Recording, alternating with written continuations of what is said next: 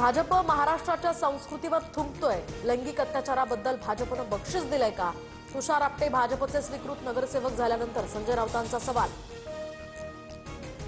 पुणे महापालिका निवडणुकीसाठी दोन्ही राष्ट्रवादींचा संयुक्त जाहीरनामा प्रकाशित। पुणेकरांसाठी 8 कामांची अष्टसूत्री तर मेट्रो आणि बसच्या मोफत प्रवासाचंही आश्वासन।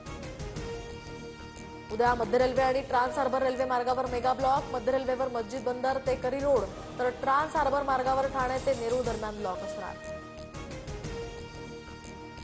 नवी मुंबईतील घरांच्या किमतींमध्ये तब्बल 22% वाढ तर नवी मुंबई आंतरराष्ट्रीय विमानतळ आणि अटल सेतू सारख्या प्रकल्पांनंतर घरांच्या किमती वाढल्या।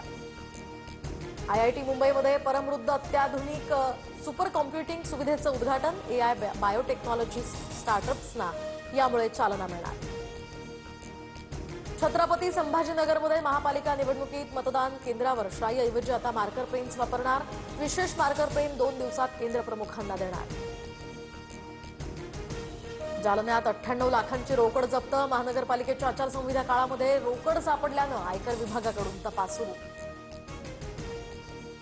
नाशिकमध्ये सुमारे 400 कॉमन क्रेन पक्ष्यांचं आगमन तर नांदूर मधमेश्वर पक्षी अभयारण्यामध्ये पक्षीप्रेमींसाठी पर्वणी। सांगोल्यात जिल्हा परिषदेच्या शाळेत मुख्याध्यापकांनी स्वतःच्या जागेवर महिलेला नेमलं।